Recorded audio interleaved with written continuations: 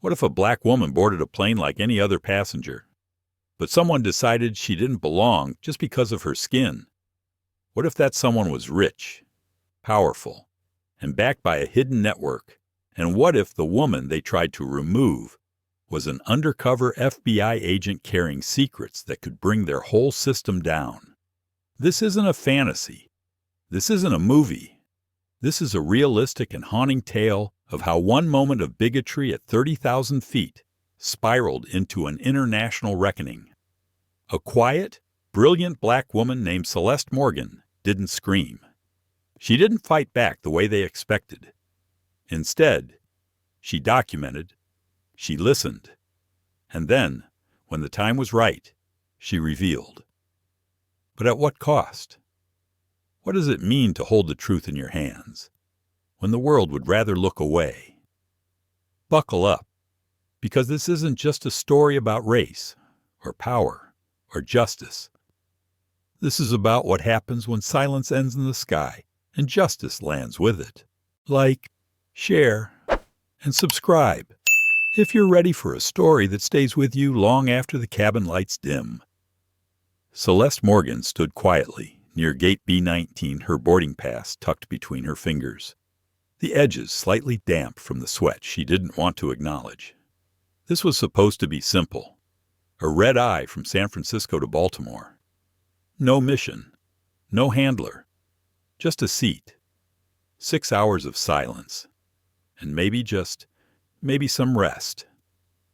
She hadn't had much of that lately, not after what happened in Tucson, not after watching that little girl be carried out of the warehouse, her wrists marked by restraints so tight they left skin open. Celeste had closed the case, shut the file, and now all she wanted was peace. She didn't need a hotel or a drink or a press conference. She just wanted seat 2A. Boarding was already halfway through. The usual blend of tech bros, sleepy families, and the overconfident first-class crowd inching toward the jet bridge. Celeste stayed back. Years of habit made her watch the faces around her. A woman with tired eyes and a baby strapped to her chest. A man with noise-canceling headphones and no awareness. A boy with braces tugging on his father's sleeve. And then she saw him. Tan overcoat, silver cufflinks, that expensive arrogance only years of generational power could teach. He was already looking at her, not with curiosity, not with flirtation, with assessment. Graham Kessler. She didn't know his name yet, but she'd recognize that brand of judgment anywhere. He boarded before her. Celeste waited until the final boarding group was called, then stepped forward. The gate agent barely glanced at her before waving her through.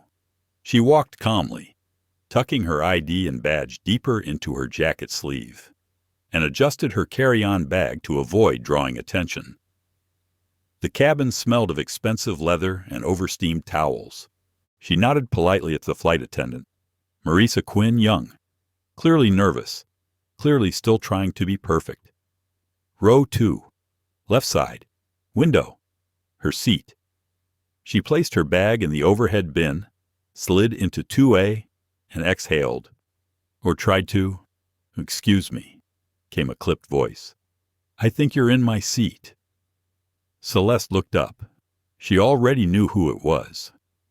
Graham Kessler stood before her, boarding pass in hand, face composed in the way only entitled men can manage when they're moments away from boiling over. Celeste didn't move. She pulled her own boarding pass from her pocket and held it up, calm and deliberate.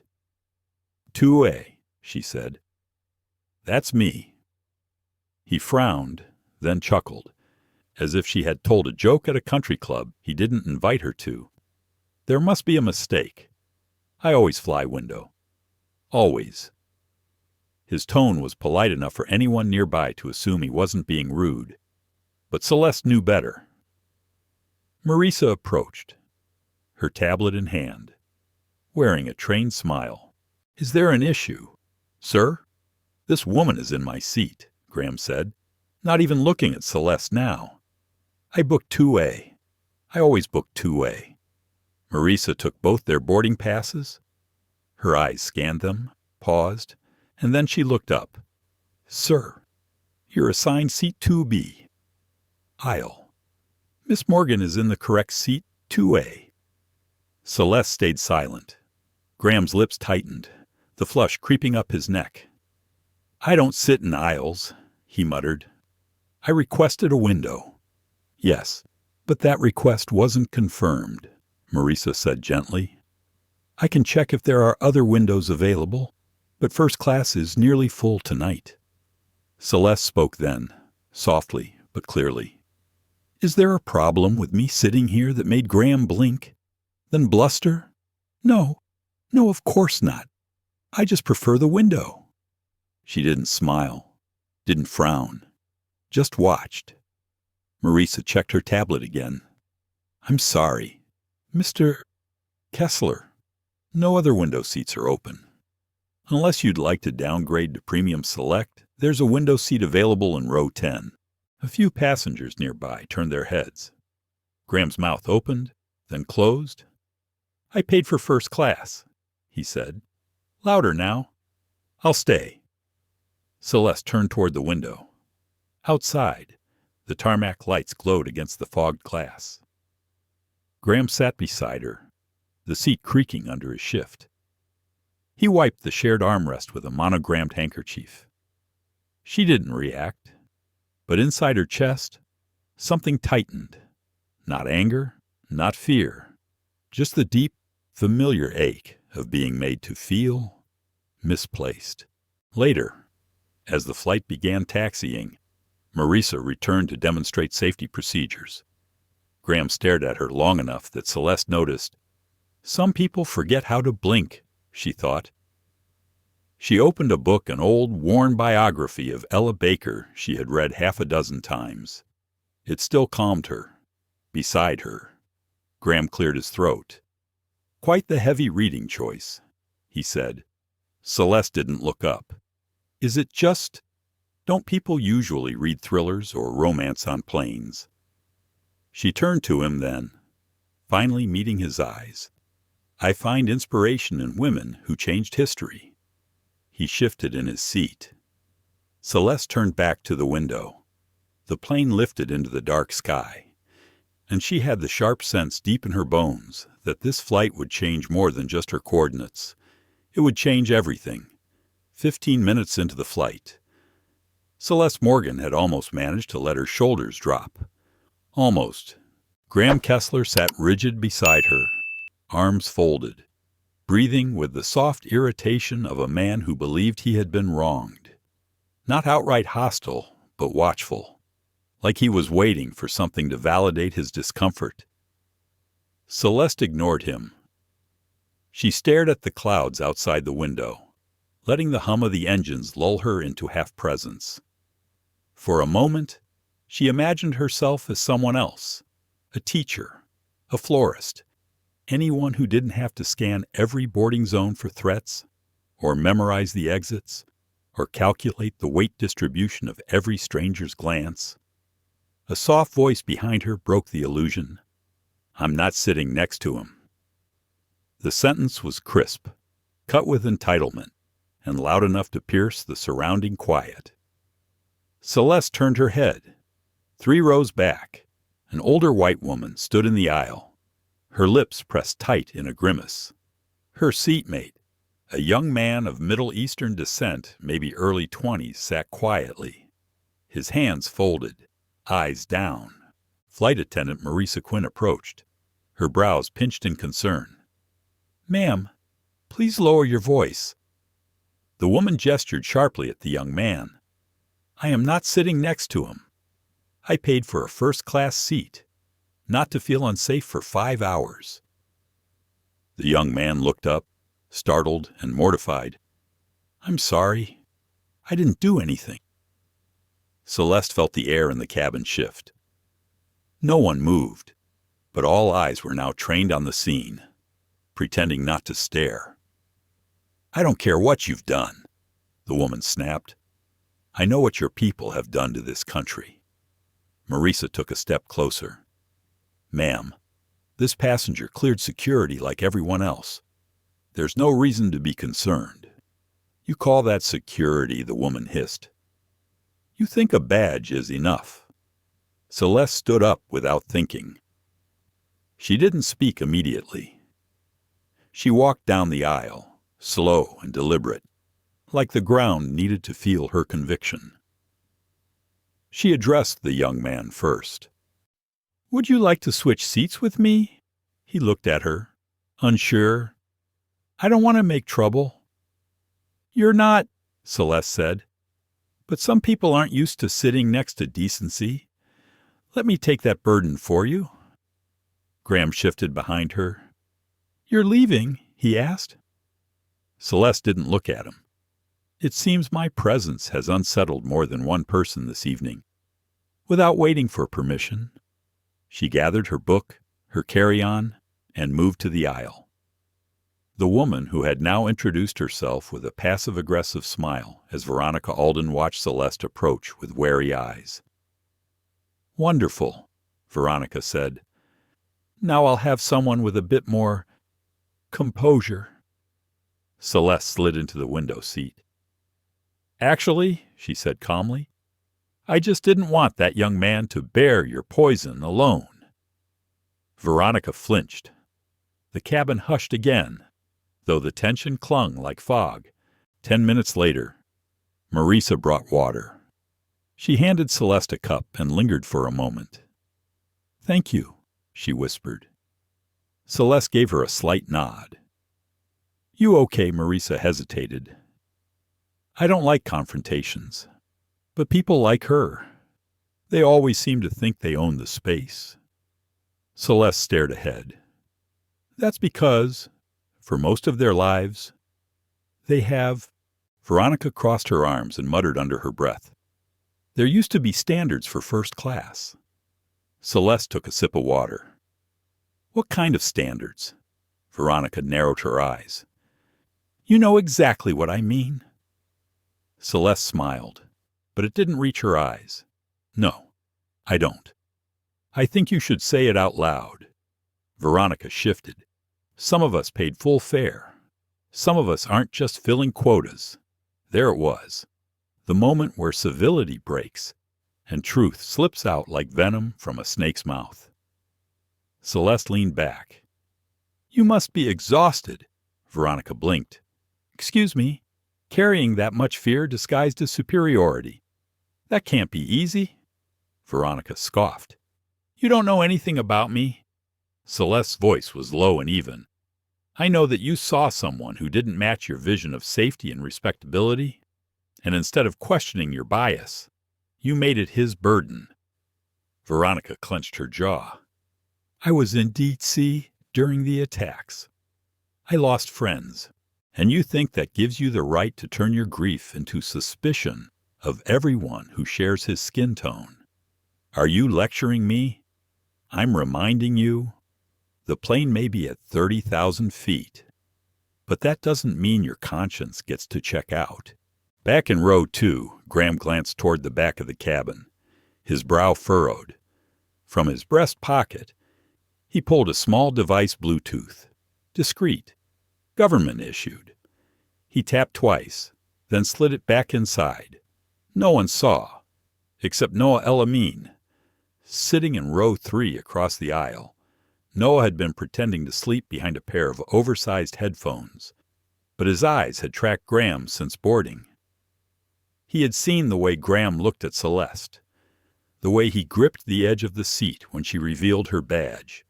Noah wasn't FBI, but he wasn't just a med student either. He adjusted his sweatshirt hood, reached beneath his tray table, and tapped 3 times on his phone. Signal acquired, camera rolling. He would keep watching. He always did.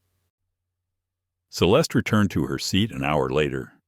Graham looked up. "That was dramatic." Celeste didn't respond. "You didn't have to do that," he added. "You could have just let the flight attendants handle it." She looked at him, then past him. Some things, she said softly, need to be handled face to face. The cabin lights had dimmed to a soft amber glow, casting long shadows across the overhead bins. Most passengers had settled in, some sleeping, some scrolling endlessly, some sipping overpriced wine with the distracted calm only altitude brings. Celeste Morgan wasn't sleeping. She never slept well on planes, not since Istanbul. She folded her arms and leaned her head gently against the window of seat 2A, but her eyes stayed sharp. From time to time, she'd glance sideways at Graham Kessler. He hadn't said much since she returned, but the tension in his shoulders and the stiffness of his jaw spoke volumes. His eyes were closed, but Celeste could tell he wasn't sleeping either. Below her calm exterior, something was stirring, the kind of unease that crept up on you like turbulence you didn't see coming. There was something about Graham's presence, not just the arrogance, something deeper, something calculated. She wasn't the only one picking up on it. 3 rows back, Noah El-Amin continued pretending to sleep. His phone, barely visible inside the pouch of his hoodie, was recording in low light mode, angled discreetly toward Graham's seat. Earlier, he had noticed a small device tucked into the lining of Graham's briefcase when the man opened it during boarding. Not a laptop, not a tablet, a hard case, slim, coated lock, military grade. Noah wasn't in the military, but he had interned at a cybersecurity lab run by the NSA through a shadow scholarship. Not many second-year med students knew how to detect encrypted signal traffic on an airborne network, but Noah did. And Graham was pinging something. Just then, the cabin jolted, not violently, but enough to make water glasses clink and heads lift from neck pillows. Celeste's eyes snapped up. Graham blinked, then reached casually for his watch. Captain's voice came over the PA. "Ladies and gentlemen, we've encountered some minor pressure fluctuation. Nothing serious, but we'll be adjusting our altitude slightly. Please keep your seatbelts fastened." It wasn't a lie, but it wasn't the whole truth either. Celeste had flown enough red eyes to know the language of pilots when they were talking around a problem.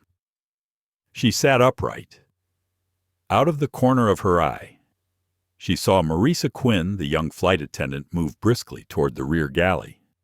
Her expression wasn't panic, but it wasn't routine either. Something had changed.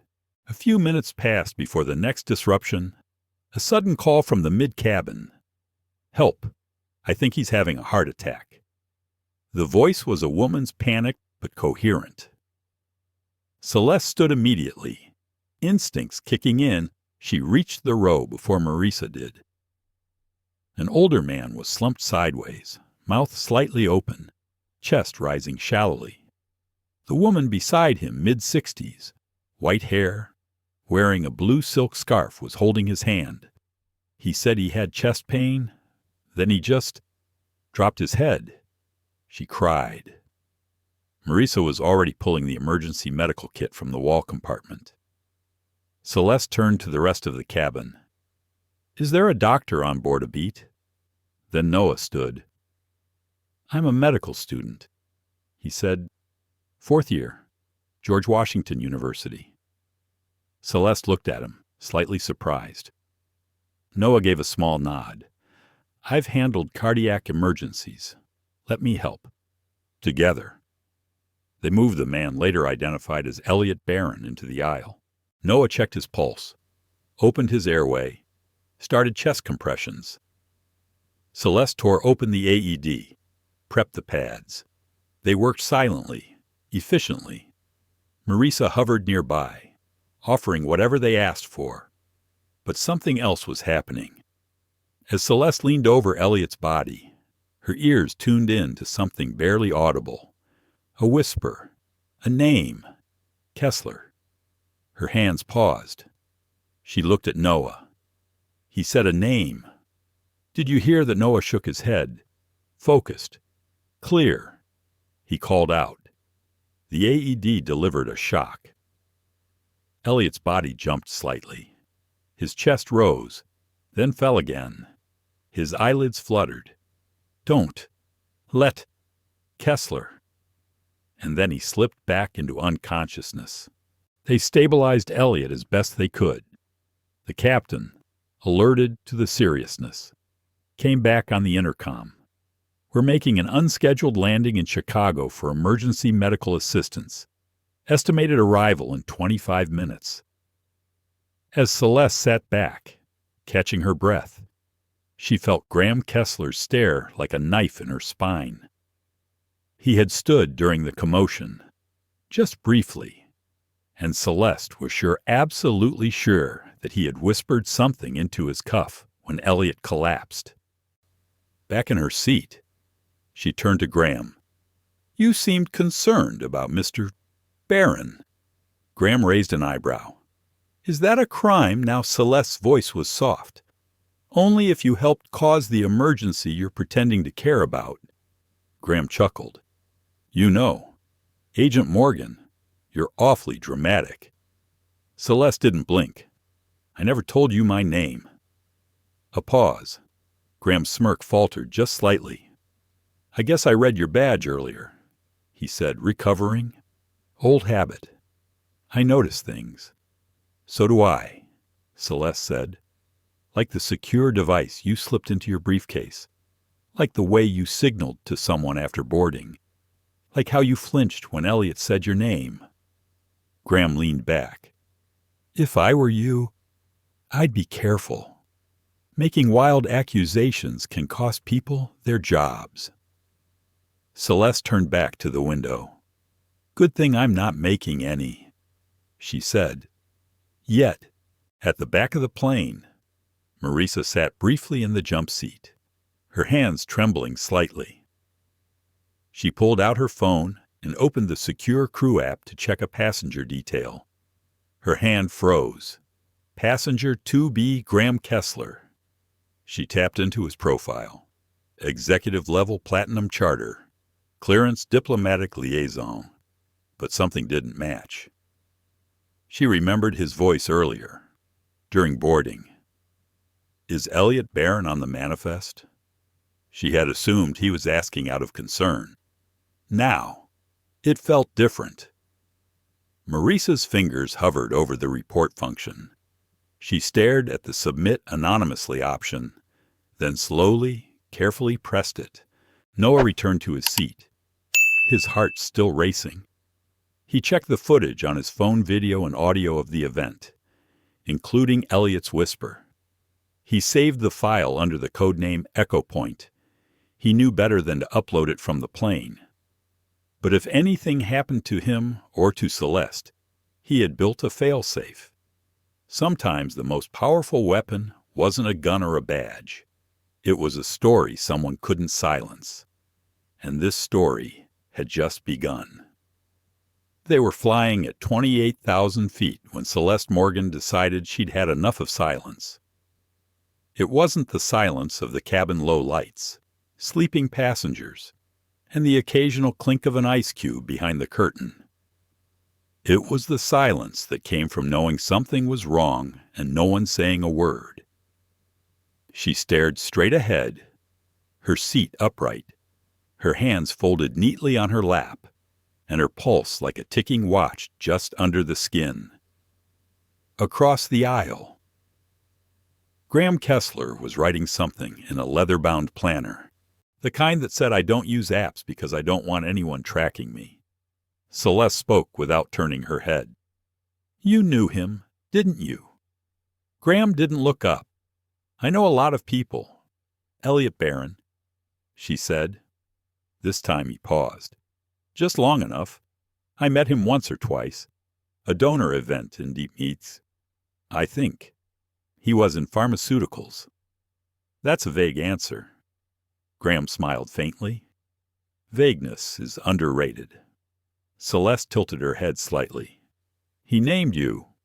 That's unfortunate, Graham said, finally turning to her. Especially since he's unconscious and can't clarify. In row 3, Noah El Amin reviewed the footage again. His earbuds were in, but no music played. Instead, he was running voice isolation on Elliot's whisper, "Don't let Kessler." His software had picked up faint background chatter from earlier, a muttered phrase from Graham as Elliot collapsed. The words, "not here, not now." It wasn't enough for evidence, but it was enough to make his gut twist. Noah glanced up just in time to see Marisa Quinn slip through the curtain from the galley. She passed Celeste, gave a barely perceptible nod, and continued toward the rear cabin. Noah waited 3 beats, then stood up and followed. Marisa was checking the coffee machine when he spoke. "You filed something, didn't you?" She turned quickly. "Excuse me. On the crew app, you flagged Graham Kessler." Her eyes narrowed. "How do you know that I know a lot of things?" Noah replied. "Like the fact that passenger Elliot Barron is a former federal oversight auditor who vanished 2 years ago, and that Kessler runs a logistics company that has diplomatic clearance for moving medical devices between international zones without customs scans." Marisa paled. "Who are you?" Noah pulled out his badge, not a federal one, a laminated access ID from the NSA's Civilian Contractor Division. Real, quiet, technical support, surveillance division. "I'm off duty, kind of." Marisa blinked. "Why are you on this flight?" "Because my cousin in Baltimore just had twins." He lied. But fate has a funny way of seating people together, doesn't it? He lowered his voice. "You need to tell Agent Morgan what you saw before boarding." "I didn't see anything," Marisa said too quickly. Noah waited. Finally, she exhaled. "He and Mr. Barron were arguing in the terminal before we boarded. Not loudly, but intense, like they knew each other well. But when we started seating passengers, they acted like strangers." "That's important," Noah said. "Was anyone else part of that exchange?" "Yes." She hesitated. "A woman, older, blonde, expensive scarf. Her name's on the manifest as Veronica Alden." She was sitting near the gate when they talked. Noah's stomach turned. He remembered Veronica's confrontation earlier, the racist outburst. The way she tried to isolate the Arab-looking kid. The way she tried to paint herself as fragile. It wasn't just prejudice. It was performance. Back in 2A. Celeste was checking her notes quietly, typing into her encrypted burner phone, relaying updates to a trusted contact in the Baltimore field office. Then she typed a phrase she hadn't used in 3 years. Possible directorate overlap. Confirm Alden Kessler connections. The directorate wasn't an official title. It was whispered about inside bureau walls, an informal term for a suspected interagency coalition of high-level individuals using diplomatic cover and humanitarian operations to smuggle, manipulate, and silence. It was a myth, or so they used to say. She sent the message, then looked at Graham again. "You've done this before," she said, smiled politely, talked calmly, hid behind corporate manners, but underneath, you're just another coward who profits from other people's pain. He turned to her slowly, his eyes sharp now. "I don't need to respond to your moral performance, Agent Morgan. Not a performance," she replied. "You should see me when I perform. It's much louder." Marisa returned to the front of the cabin. As she passed Noah, she slipped him a small folded napkin. No words. Inside the napkin, gate surveillance photos, printed stills from her crew app's security sync before boarding. One showed Graham Kessler. One showed Elliot Barron. And one showed Veronica Alden, standing between them. Marisa had only seen the power plays from the corner of her eye. But now, The full picture was forming, and it scared her. A wealthy CEO with international logistics power. A government whistleblower who mysteriously vanished, now collapsing mid-flight. And a sharp, observant black woman who carried herself like she knew the truth before the rest of them even saw the frame. Maurice's hands trembled again. Because whatever this was, it wasn't just a flight. It was a trap.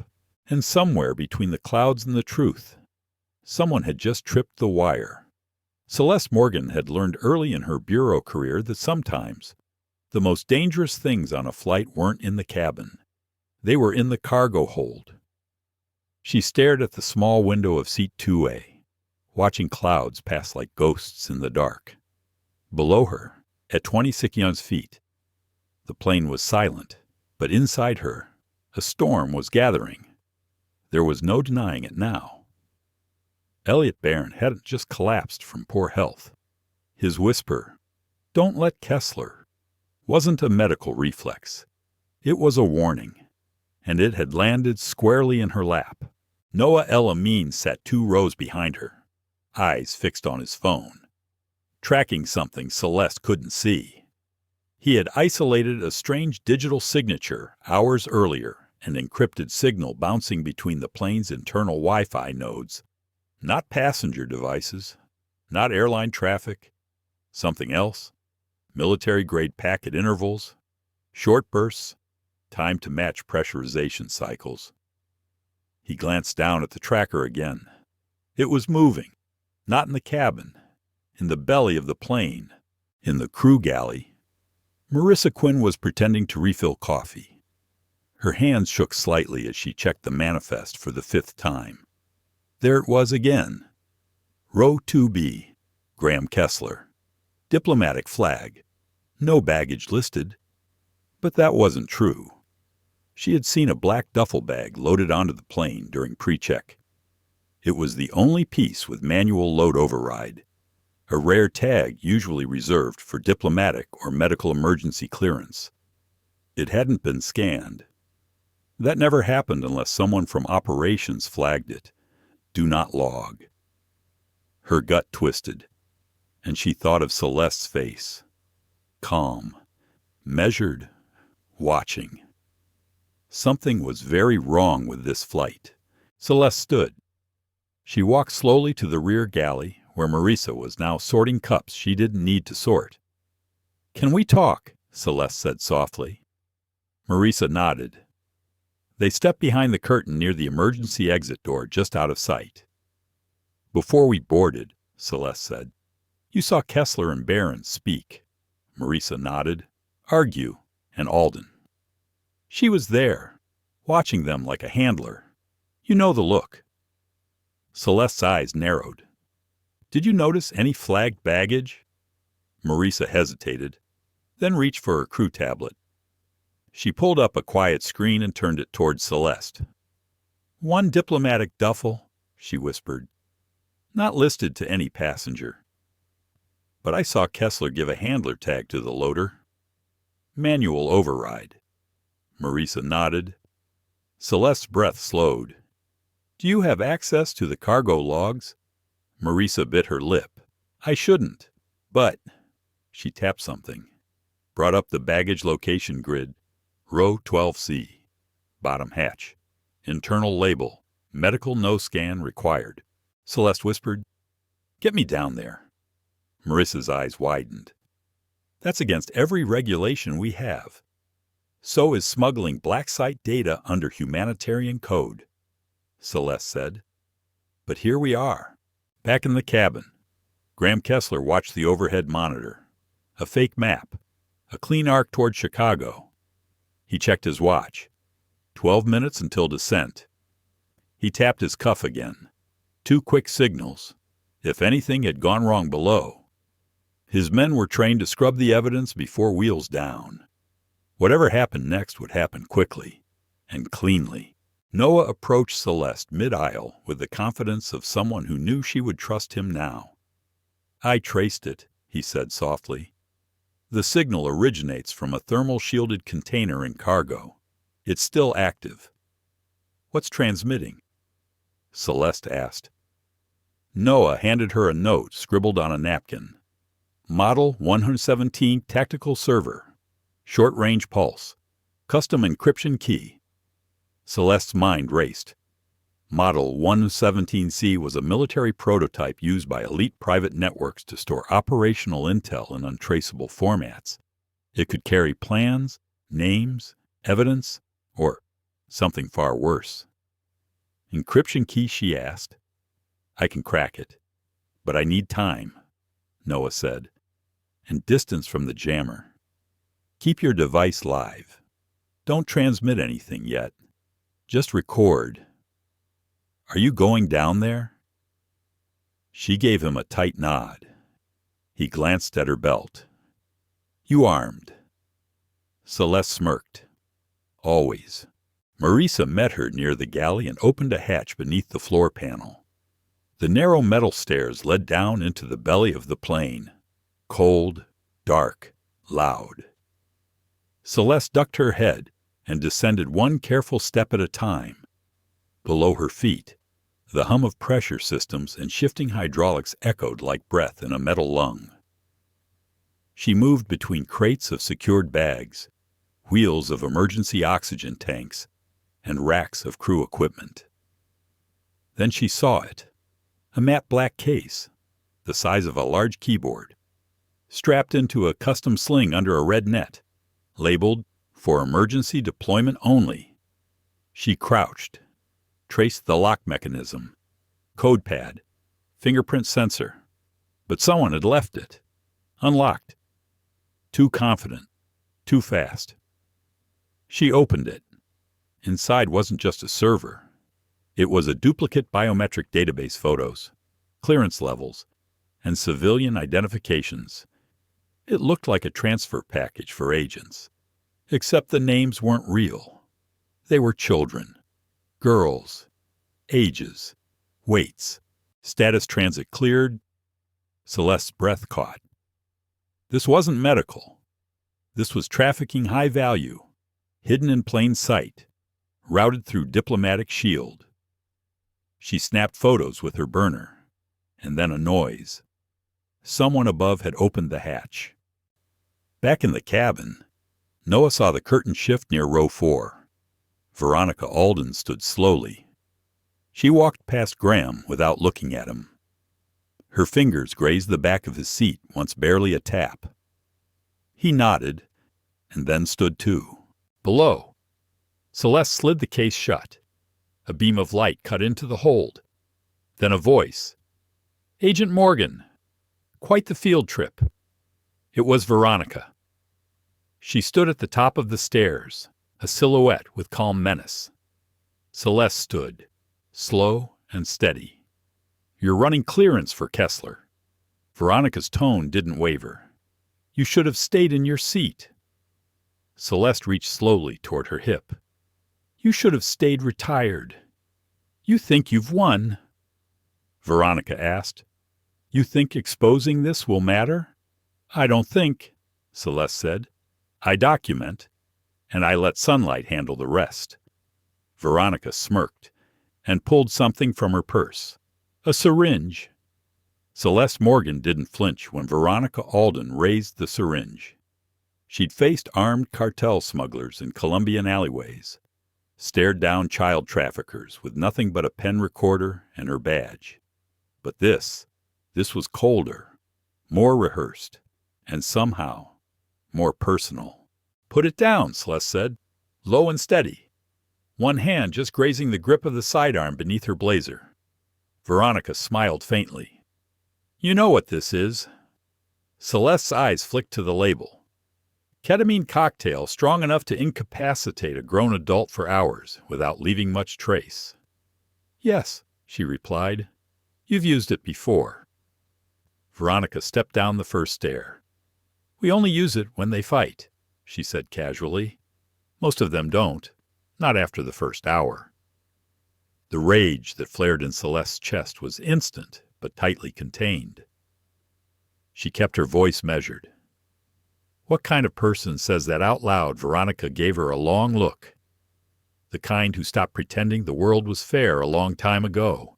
Up in the cabin, Noah El Amin watched Graham Kessler shift his posture and tap the seat in front of him once, then twice. It wasn't a nervous tick. It was a signal. Noah stood, heart pounding, and moved toward the cockpit curtain just as Marissa Quinn exited. "Where's Agent Morgan?" Noah whispered. Marissa's eyes flicked toward the galley floor panel. "She's below. You have to lock the hatch. Now." Marissa hesitated.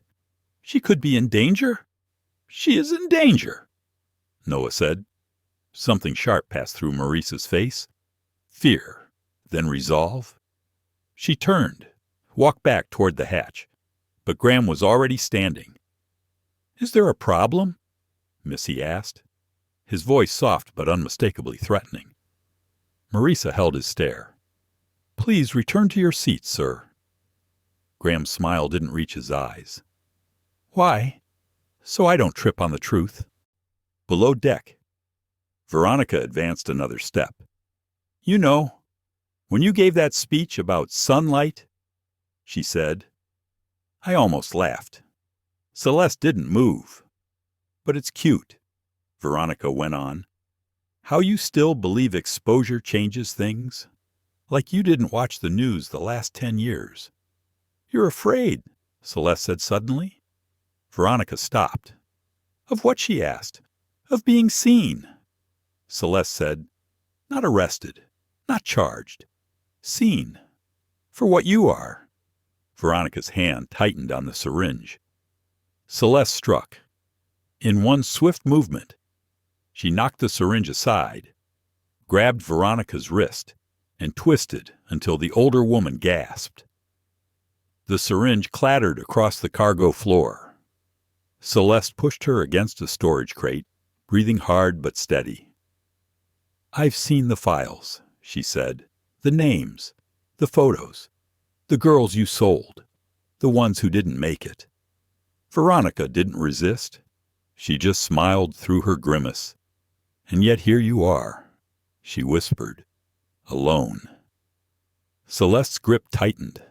Not for long. Upstairs, the cabin lights flickered. Graham took 2 steps forward toward the cockpit. Noah moved fast, blocking his path with calm, practiced defiance. "You don't want to do that," Noah said. Graham raised an eyebrow. "Is that a threat?" "Son, it's a redirection." Noah replied, "Turn around." Graham chuckled. "Cute," and swung. The punch came fast, but Noah had trained enough to expect it. He ducked, slammed his shoulder into Graham's ribs, and knocked him into the bulkhead. Passengers gasped. The seatbelt sign dinged loudly as turbulence hit. Marissa grabbed the intercom. "This is Flight Attendant Quinn requesting immediate assistance in the forward cabin code yellow. Possible security threat." The cockpit door clicked, then unlocked. A tall co-pilot emerged, eyes narrowing at the scene. "What's happening?" he asked. "Mr. Kessler attempted to push into the cockpit. Marissa said, "We need to detain him now." The co-pilot turned to Graham. "Sir, sit down." Graham looked him over and laughed. "Do you have any idea who I am?" Celeste's voice cut in over the cabin PA system crackly, but unmistakable. "This is Special Agent Celeste Morgan. There's been an attempted assault and evidence of criminal trafficking on this flight. All passengers remain seated. Crew, secure the front cabin and prepare to descend. Repeat, secure the front." The cabin froze. Below, Celeste had Veronica zip-tied against the cargo net and locked the black case shut once more. She climbed the metal ladder back into the galley as the plane shook again, this time harder. Marissa met her halfway, breathless. He tried to storm the cockpit. Celeste nodded, adjusting her blazer. "He won't be the last." She turned to the co-pilot, now holding a restraint kit. "Is your captain looped in?" "He knows," the co-pilot said. "We're diverting to Kansas City." Law enforcement will meet us on the tarmac. Celeste glanced around. Is the cockpit secure for now? She nodded. Let's keep it that way. Veronica sat alone below, wrists cut by the plastic bind, still smiling. The case beside her was cold, humming faintly, a heartbeat of something far older than her, something that didn't belong in the air. Noah sat beside Celeste, now in row 2. They spoke low, fast, like agents in a trench instead of a flight. She tried to inject you, he asked. Celeste nodded. Didn't get far. He handed her a slip of paper. The encryption key. Celeste unfolded it. 4 digits and a phrase. Frost, Mercy, Itzoon. Bloodline. It didn't mean anything yet, but it would. Celeste tucked it into her pocket. Graham Kessler, now zip-tied and furious in 1D, glared at her as she passed. I hope this stunt was worth your badge, he hissed. Celeste leaned down. I don't carry a badge because it protects me, she whispered. I carry it because it reminds me what I'm willing to lose. And for the first time since takeoff, she allowed herself to breathe. Not because they were safe, but because the silence had been broken. And sometimes that was the first weapon. The cabin smelled of scorched coffee and recycled air. Outside the windows, dawn was breaking streaks of pale orange slashing the clouds like wounds healing too slowly. The plane was descending, fast, controlled, but heavy. Celeste Morgan sat upright, the black server case resting between her knees, her mind racing with numbers, memories, and names she didn't want to remember but couldn't afford to forget. Across the aisle, Graham Kessler was tied to his seat. His breathing had become slower, controlled, like a man who hadn't given up, but recalibrated. She hated that she could recognize the look. Noah El Amin tapped on his phone beside her, decrypting the server copy he'd mirrored from the hidden device. His screen blinked, lines of code poured in. And then a voice message, encrypted audio. Celeste, he said, looking up slowly. This one's addressed to you, in the forward galley. Marisa Quinn was cleaning up spilled coffee, hands shaking less now. The co-pilot approached. We've confirmed the FBI field office in Kansas City. They're prepping ground intercept. Marisa nodded. She'd never imagined herself in the middle of anything like this. But somehow she didn't feel out of place anymore. Just clear. Back in row 2, Celeste put in one of Noah's spare earpieces. The voice that played cold, clipped, familiar, froze the blood in her throat. Agent Morgan, if you're hearing this, it means you've opened the case you were never meant to see. Her former mentor, Director Conrad Fielding. Noah's eyebrows arched. You know him. Celeste's jaw tightened. He trained me. The voice continued. This isn't about Kessler. He's just a delivery system. Disposable. This is about balance. Power. It's about maintaining a future where the wrong people don't ask too many questions. There was a pause, then something darker. You were one of the bright ones. Celeste. But you've confused your role in the system with your value outside of it. That's dangerous. The file ended. Silence. Noah whispered. He sounds like he's building something, or protecting it. Celeste's heart thundered. Fielding wasn't just dirty. He was orchestrating. Graham wasn't the top. He was a cog. A visible one meant to distract. She stood slowly, walking to the front of the cabin where Graham sat, hands zip-tied but eyes alert. Was it worth it? She asked. He looked up at her, smug. I was going to retire anyway. Celeste studied him.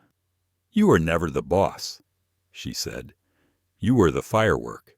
Loud, brief, replaceable. His smile cracked, just slightly. And you were always the shield, he said, until you weren't. I don't need a shield, Celeste replied. I have the truth. The descent warning chimed. Passengers began to stir. Noah tapped Celeste's arm again. I found something else. She followed him back to their row. He showed her the decrypted folder. It wasn't just trafficking data. It was a map. 7 flights, 7 diplomatic bags, 7 cities, 7 different cases, just like this one. Celeste, this isn't a one-off. Her hand went to her temple. She remembered Fielding's voice again. This is about balance. Balance, she whispered. They're moving children like chess pieces to keep governments stable. Noah exhaled. That's not balance. That's control. The intercom crackled. This is your captain speaking. We've begun our emergency descent into Kansas City. All passengers, remain seated with belts fastened. Law enforcement will be boarding upon arrival.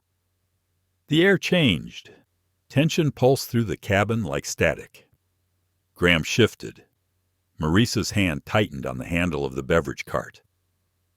Her eyes scanned the passengers for anything unusual, just as she'd been trained. And for once, she realized. That training mattered. Celeste opened her notes app, began drafting.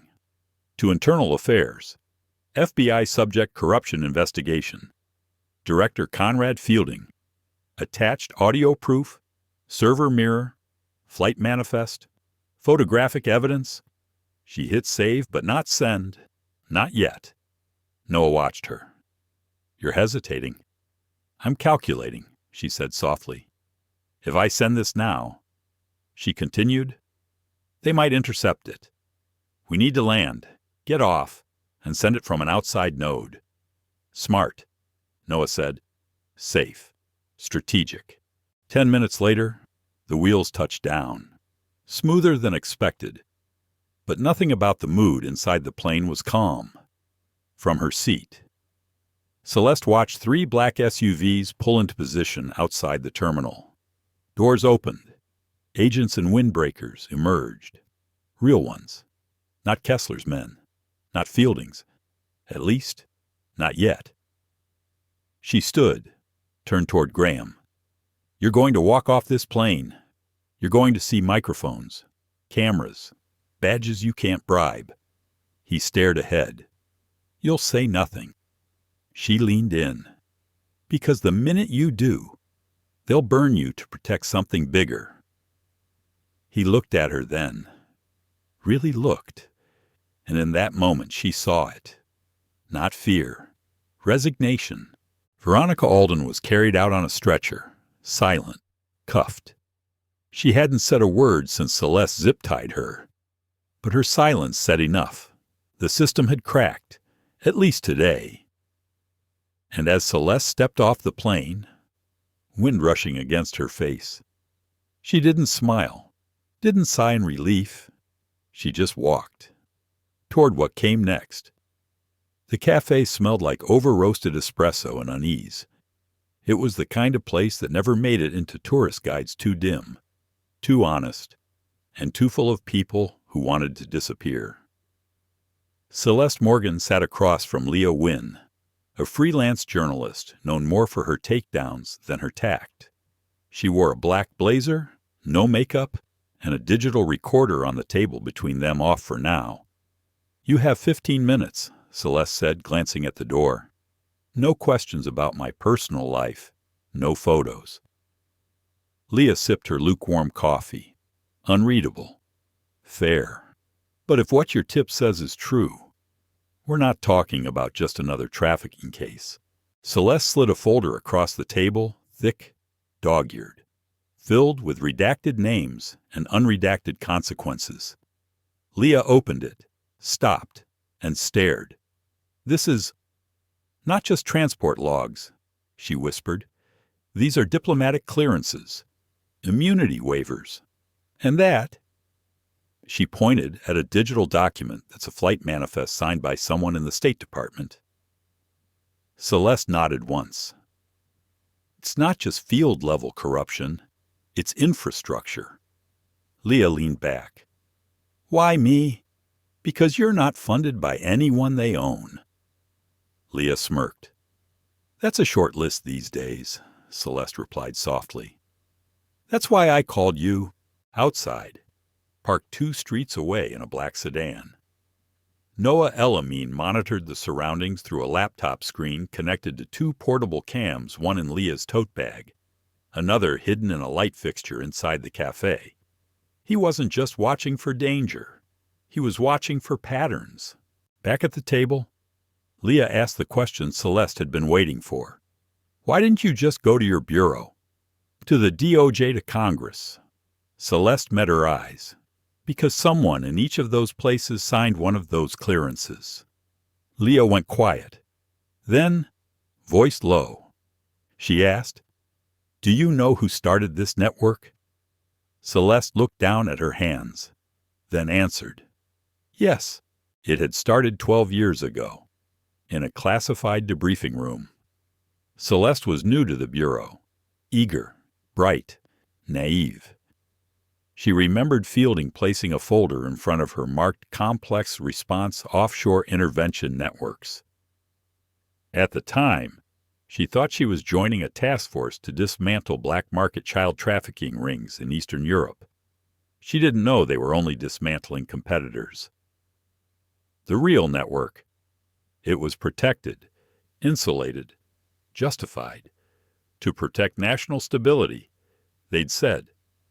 But the kids never came home, and the files were never closed. Leah flipped to the last page. A memo, signed by Conrad Fielding. I've been investigating him for 2 years, she said quietly. Celeste's eyes narrowed. Why, Leah exhaled. He's not just coordinating logistics, he's laundering reputations. Celeste sat back, the world momentarily tilting in her mind. What do you mean? Leah tapped the table. Foreign leaders caught abusing kids. News coverage disappears. Wealthy donors investigated for assault. Case dropped. Fielding runs the cleanup, makes problems vanish. Celeste felt nausea rise in her chest. Fielding wasn't just part of the machine. He was the machine. Meanwhile, at a private media network headquarters in Deco, EEC, a producer named Adam Forsyth slammed his hand on a desk. The interview goes nowhere. He barked into his headset. No audio, no print, no syndication. The assistant paused. But sir, it's not ours. She gave it to Leah Wynn. Adam's jaw clenched. Then we bury Leah Wynn. In the cafe? Leah's phone buzzed. One message. No sender. Only one word. Run. She looked up at Celeste, voice suddenly urgent. We've been made. How I used my old login to verify one of the memos. They pinged it. Celeste grabbed the folder, shoved it back into her bag. We split, she said. You take the back alley, I go north. No, Leah said. We stay together. Celeste blinked. Leah's voice was steel now. I didn't spend 2 years following ghosts just to die alone in a coffee shop.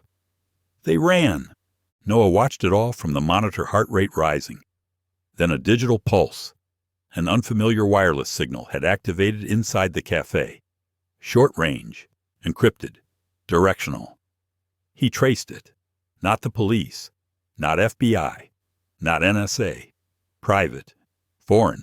No, no, no, he muttered, pulling up the trace. His screen blinked. IP bounce confirmed Zurich, Dubai, Langley, internal node, FBI DC. His hands froze over the keyboard. They weren't being chased by one agency. They were being tracked by all of them, in an abandoned stairwell nearby. Celeste leaned against a brick wall, chest heaving. Do you still have the flash server? She asked Leah. Leah nodded. Celeste looked at her with something between fear and conviction. Then we need to broadcast now. Leah pulled out her phone. No VPN is going to save this. she muttered. Celeste reached for hers. I have something better. She pulled up a buried app Phoenix Protocol, Level 9 clearance. Noah's voice buzzed in her earpiece. You're activating Phoenix, I am. You'll burn every asset tied to your badge. I know. The protocol uploaded every file in the case raw, unfiltered, time-stamped to 7 mirrored servers across 4 continents. Then it created a self-destruct loop for every official record tied to Celeste's agent ID. She was vanishing, on purpose. 30 minutes later, Twitter was on fire. Then Reddit. Then encrypted message boards, international news feeds, and one very quiet Slack room inside The Hague. The story wasn't coming. It had already landed. And for once, they couldn't shoot it down. The internet didn't explode. It cracked. Quietly. Relentlessly. Like ice giving way beneath too many footsteps. First, a thread on an obscure whistleblower subreddit got shared 12,000 times in an hour. Then a live stream from a burner channel in Berlin replayed the decrypted documents over soft piano music. By midnight, the directorate was trending on 4 continents. But Celeste Morgan didn't watch the chaos unfold from behind a screen. She stood on a rooftop, rain soft on her shoulders, eyes locked on the glowing skyline of Kansas City, a city she had no history in, no roots, and no future. Leah Wynn sat cross-legged inside a candlelit room of a closed bookstore, laptop on her knees, eyes rimmed with exhaustion. Do you see this? She whispered. Noah El-Amin nodded. It's out. Fully mirrored. Can't be taken down. He looked at Celeste, who hadn't spoken in 10 minutes. You okay? She finally answered. People aren't going to know what to believe. They'll believe the truth, Leah said. Celeste shook her head. They'll believe what they're ready to accept. And some of this she exhaled. It's going to break people. Indeed, it had already begun. A mother in Alabama recognized her daughter's passport ID among the smuggled documents. A prosecutor in Geneva cross-referenced foreign visas to a closed sexual abuse case from 2014. An agent in Sao Paulo forwarded a mirrored link to her captain, then immediately turned in her badge.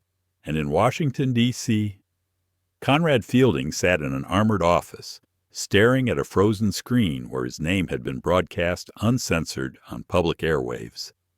He didn't blink. He didn't curse. He just reached for a landline phone and dialed a private number. Activate Palisade. Back in Kansas City, Celeste crouched in front of a chalkboard Leah used to track leads. Her eyes traced the names, the cases, the flights. But one string remained untied. One diplomatic pass. One name that hadn't surfaced, only whispered through proxies. Malcolm C. Trask. A name that hadn't shown up in any modern government registry, but appeared 5 times across 5 decades in CIA-disguised contractor lists. Celeste muttered the name. Trask. I knew that name once. Noah pulled out his laptop. Give me a minute. He ran the name through 3 databases, then a private file Celeste had recovered from Kessler's plane. Finally hit. Noah turned the screen toward her. Malcolm C. Trask, 79, founder of Vanguard Institute for Global Stability. Celeste blinked. That's not a think tank. That's a front, Noah added. He funded Graham Kessler's logistics company. He's the spider in the web. Leah sat up. Where is he? Celeste answered before Noah could. New Mexico. He has a compound in Santa Rosa. How do you know? Because 12 years ago, Celeste whispered, Fielding sent me there to deliver a sealed envelope. He said it was about rebalancing our assets. The following morning, they boarded a beat-up Dodge van under new aliases. No FBI, No cell towers. No GPS. They drove west, through Colorado, then into the heat-stained highways of New Mexico. And all the while Celeste sat in silence, remembering. It was Fielding's voice that haunted her. You confused your role in the system with your value outside of it. That line, over and over. She wondered, was she chasing truth or revenge? Did she want to burn the machine or just punish it for discarding her? Leah noticed the tension and placed a hand on Celeste's arm. You did what none of them had the courage to. Celeste didn't reply, because the deeper truth she wasn't sure she had a choice. They reached the compound just before sunset. Barbed fences, silent cameras, a guard tower disguised as a weather station. But Celeste smiled grimly. Old tech. I trained under this setup. Noah checked the signal jammer. We have 6 minutes of blackout. Leah handed Celeste a body cam. Record everything, she said. Even if I can't follow you in. Celeste nodded, then looked to the tower. It was time. Inside the gates. Malcolm C. Trask was having tea. His hair was white, trimmed, so immaculate. He looked like someone who'd once advised presidents and no longer needed to pretend he hadn't. He looked up as Celeste stepped into the study. No alarm, no fear. He only smiled. Well, if it isn't Conrad's brightest. Celeste didn't sit. You built the network. I maintained it, Trask said evenly. The world doesn't run on justice. Agent Morgan, it runs on predictability. And children, she hissed. They're just what variables. Trask tilted his head. They're leverage. Some families cooperate better when consequences are visible. Celeste's jaw clenched. He went on. You think you've dismantled something, but what you've done is stir the surface. The current beneath us, it doesn't bend to outrage or media or whistleblowers. Celeste reached into her coat, pulled out a flash drive. Everything you've done, she said, is now in the hands of people you'll never control. Trask's smile faded, just a touch. Then unexpectedly he leaned back, calm again. Then I suppose I should thank you, he said. For what? For reminding me how powerful a mirror can be. Outside, Leah watched the lights flicker inside the compound, then go dark, completely. The compound burned behind them, quietly. No explosions, no screams, just the dull hum of systems collapsing, networks, servers, reputations. Celeste Morgan didn't look back, not because she didn't care, but because she couldn't afford to freeze. Every second was risk now. She, Leah Wynn, and Noah El-Amin had exposed the Directorate's blueprint to the world. The files were already seeded, mirrored, unpacked by journalists, lawyers, survivors. But information had never been the final threat. Silence had. And now, it was fighting back. They didn't get far. 3 miles from the compound, the van hit a spike strip. Gunshots followed sharp, deliberate, not warning shots, kill shots. Celeste grabbed Leah and dove behind the roadside ditch. Noah took cover behind the van. Another shot, then silence, then a voice. Calm, measured. Agent Morgan, you have 5 seconds to come out with your hands visible. Celeste's heart thudded in her ears.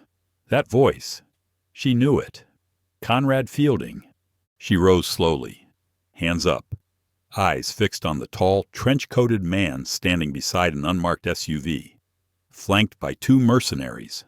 Not FBI, not military, private, off-books. Just like everything else he did. He smiled. You look tired, he said. Celeste said nothing. Fielding took a step forward. You broke protocol, access to Phoenix-level override, and endangered global diplomacy. You trafficked children, she answered, "and yet you still believe the world will thank you for lighting it on fire." Celeste's voice shook. "I didn't do this for thanks." Fielding nodded, as if amused. "Of course, the martyr complex." Then, almost gently, see Celeste, "I trained you to see the patterns. What happens next is already written." Suddenly, from the brush Noah fired, one shot, then a second. One of Fielding's men went down. The second opened fire back. It was chaos. Celeste ran. Bullets grazed trees. Leah screamed. Noah shouted, "Go, I'll cover." His sentence didn't finish. A single shot silenced him. Then stillness. Celeste froze mid-run. Noah's body lay half in the grass, half on gravel, motionless. Leah was crying behind a rock, shaking. And Fielding. He didn't flinch, just lowered his gun and muttered, "Unfortunate." Celeste fell to her knees. It wasn't the sound that crushed her. It was the stillness. No pulse in the earth. No more interference in her comms. Noah El Amin, who had hacked their enemies, protected survivors, watched her back from the shadows, was gone. Because she'd asked him to come with her. Later that night, Leah sat beside Celeste in a safe house in Santa Fe. Neither of them spoke for hours. The glow of the fire played on Celeste's face. She stared at a blank wall, as if waiting for it to talk back. Finally, Leah broke the silence. He knew the risk. Celeste's jaw clenched. "That doesn't mean I get to accept it." Leah looked down. "Then what do we do?" Celeste looked up. "We end it." The next morning, Celeste did something reckless. She went to D.C. alone, wearing a civilian coat, fake glasses, and a burner phone taped to her wrist.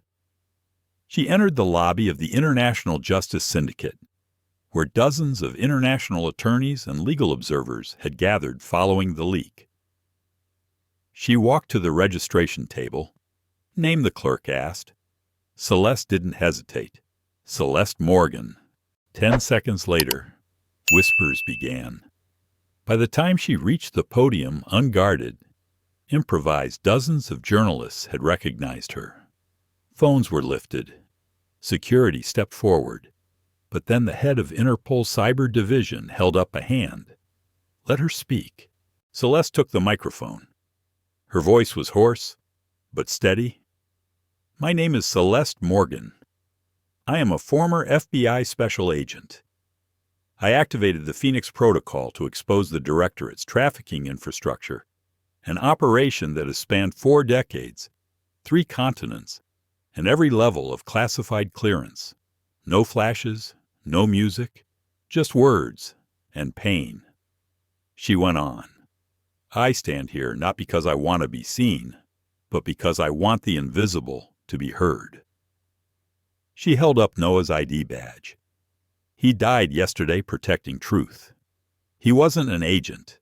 He was a student, a friend, a human being who decided that silence was not neutrality. The room went still. Then, applause.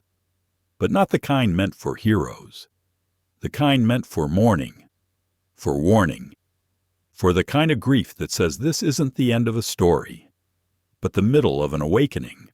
That night, as Celeste left the building under escort, Leah stood beside her. "You're not safe now," Leah said. Celeste replied, "I never was." Leah added, "Then let's make the ones who thought they were. Feel it too."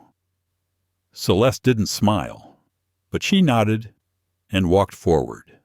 The message came encoded in an old cipher Celeste hadn't seen in years. It was buried in a long-forgotten email address, hidden behind layers of noise, anonymous remailers, and dead ends. Subject line for flight: 287, final manifest. She froze. 287. That was the same flight number she boarded nearly a month ago, the flight where it all began. where Graham Kessler tried to have her removed, where Marissa Quinn hesitated, where a badge flashed, and everything unraveled. But the manifest in the file was not from that day. It was from tomorrow. Same airline, same departure gate, same number, different destination, and one added name at the bottom of the list. Celeste Morgan. "You can't go," Leah said the moment she read it. Her voice was strained, the kind of tension that only comes when someone has already imagined your death. Celeste didn't speak at first. She just stood by the window, staring at the sky. "I'm not going to survive this." "Am I?" she asked softly. Leah's silence was the answer. But Celeste wasn't done. She didn't survive Santa Rosa. She didn't survive Fielding. She didn't survive the truth. She outlived it. And now she had one chance left to do something more than destroy. She could confront it, on their terms, in their airspace, and take back the skies where silence was once imposed on her. The terminal was familiar. Terminal D, Kansas City. Rows of sleek metal seats. Digital screens flickering between weather updates and boarding notices. People moved with the sleepy buzz of pre-boarding fatigue, unaware that anything beyond Gate 48 meant more than business or vacation. Celeste passed through security under an alias, wearing gray jeans, a white blouse, and her badge clipped inside her jacket, where only she could feel its weight. She walked slow, deliberate, not to hide, but to listen. At Gate 48, a familiar voice chirped over the speaker. "Now boarding Group A for Flight 287 to Washington, D.C." Same voice, same intonation. But Celeste heard it differently now, because now she knew. She wasn't just boarding a flight. She was stepping into a theater, a trap, a final attempt to reclaim the airspace between exposure and erasure. She handed her pass to the gate agent, who looked up and froze for a half-second too long. Recognition, then polite smile. "Enjoy your flight, Miss Hollis." Celeste nodded, but in her head, she was already running variables. Who else was on board? Why her name was added after manifest closure? And why this flight was operating under a ghost airline subsidiary she hadn't seen in 2 decades. Inside the cabin, the air was colder than expected. First class was half full.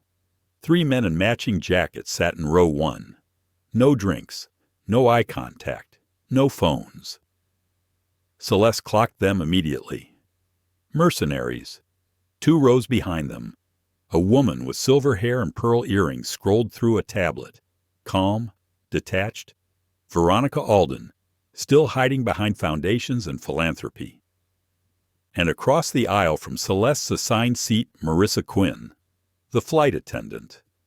Older now, more tired, but unmistakably her. Their eyes met. And for the first time, Marissa did not look away. When the seatbelt sign clicked on, Celeste leaned forward. "I need to speak to the captain."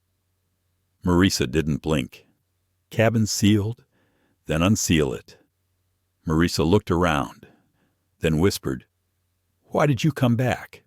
Celeste answered without hesitation, "Because I'm done running, and they're not going to disappear quietly." Marissa swallowed, then reached for the intercom. 15 minutes into the flight, the captain's voice rang out. "Ladies and gentlemen, we've reached cruising altitude. We'll be dimming the cabin lights for a smoother experience." The lights dimmed, but Celeste felt the shift. Not in the air pressure, in the atmosphere. The kind of pressure that builds not from altitude, but anticipation. Suddenly, row 1 stood, all 3 men. No announcements, no movement from crew. Celeste rose too, slow, calm. She opened her coat just slightly. Her badge glinted in the low light. "Let me guess," she said evenly. You're here to remove me before landing." The man in the aisle nodded. "Ma'am, you're not safe on this aircraft." Celeste tilted her head. "Neither are you." At that moment, Marisa pulled something from the beverage cart, a recording device. She placed it on the tray, pressed play, and the cabin filled with a voice, Fielding's voice. From the Santa Rosa recording, "Agent Morgan must not survive this cleanup. Contain and silence. No remains." Gas rippled through the cabin. The silver-haired woman stood, panic on her voice. Passengers began pulling phones, recording. Someone screamed, "Is this real?" The first mercenary lunged. Celeste was faster. A sharp strike to the neck. He dropped. The second pulled a stun baton. Marisa stepped between them, eyes fierce. "Not this time," she said. He hesitated, then backed off. The cabin descended into organized chaos. But this time, the silence wasn't theirs to command. The truth was louder than protocol. Celeste stood in the aisle, shoulders squared, eyes unwavering. "To everyone on this flight," she said over the intercom, "you were selected for a reason. You are witnesses now. And witnesses are how systems fall." The landing gear lowered with a soft mechanical sigh. Outside the window, the lights of Washington, D.C. blinked beneath the clouds like a net of quiet judgment. Inside the cabin, no one was sleeping. Not after what they'd heard. Not after what they'd seen.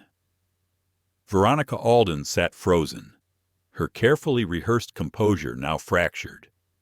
The mercenaries were zip-tied with seatbelts and shoelaces, thanks to a few brave passengers and a very creative mother in row 18. And Celeste, she stood, alone in the galley, watching the cockpit door, waiting. When the plane touched down, applause didn't follow. Instead, a silence filled with weight.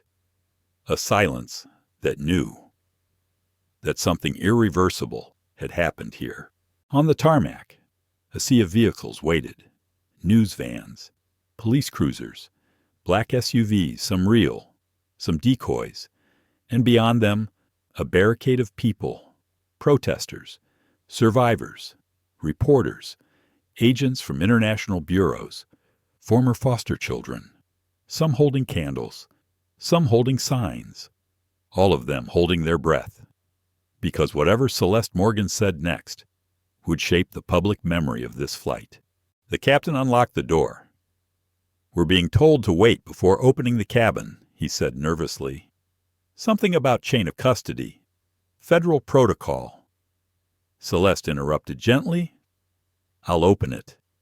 He blinked. "That's highly irregular." "So is today." She turned to Marisa, who simply nodded, and opened the cabin door. Flashbulbs, voices, hands reaching up with microphones, questions, phones, but no security came forward. Instead, Leah Wynne stepped out from the line and climbed the stairs. "Ready?" she asked. Celeste didn't answer. She just took Leah's hand and stepped out into the blinding light. A hush fell. It wasn't rehearsed. It wasn't planned. It just happened. As if truth itself had walked out of the plane, Celeste faced the crowd, took a breath, and began 31 days ago. "I boarded a flight as a passenger. I left that flight as a suspect. Today, I return not as a hero, but as a witness. Oh, not to tell you I fixed anything, but to prove what happens when silence is broken." Her voice didn't rise. It didn't need to, because the world was listening now. Over the next hour, the files were uploaded, the documents, the tapes, the ledger of foster children moved across states and institutions.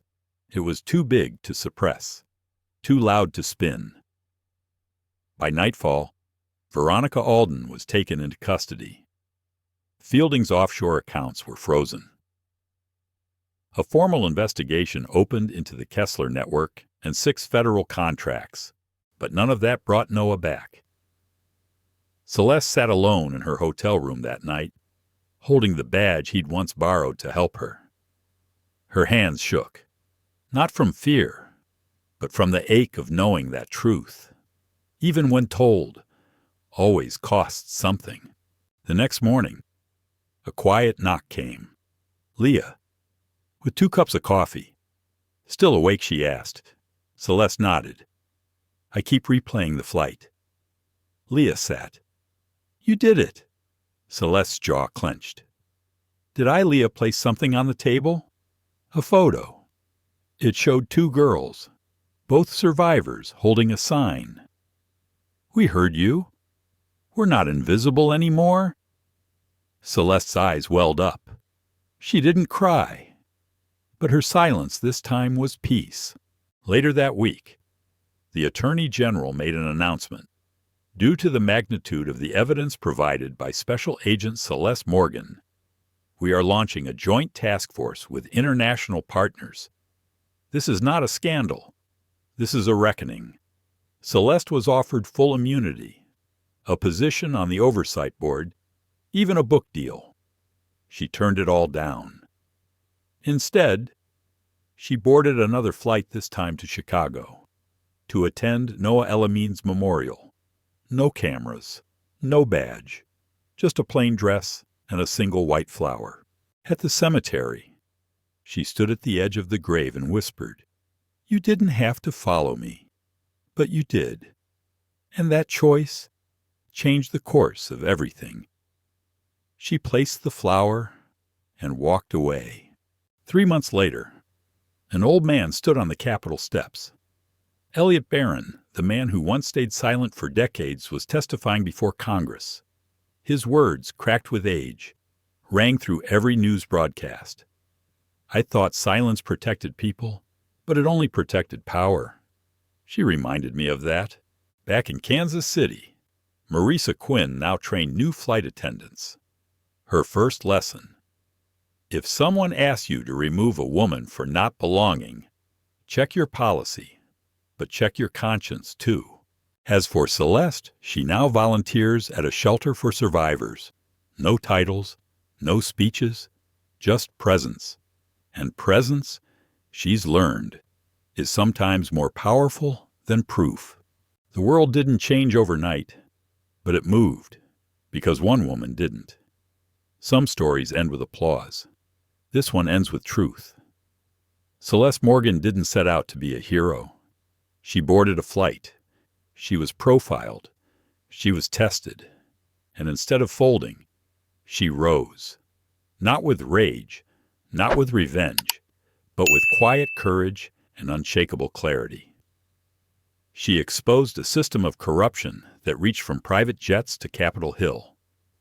She confronted the very institutions that once trained her to stay silent. And in doing so, she gave voice to those who were never supposed to be heard. To the women called too loud or too angry. To the survivors no one believed. To every child shuffled in silence across state lines. This wasn't just about a racist passenger. This was about who gets to stay on the plane and who gets erased. So ask yourself, if you were in Celeste's seat, would you have spoken up or stayed buckled in silence? Leave your answer in the comments, and if this story stirred something in you, don't let it fade.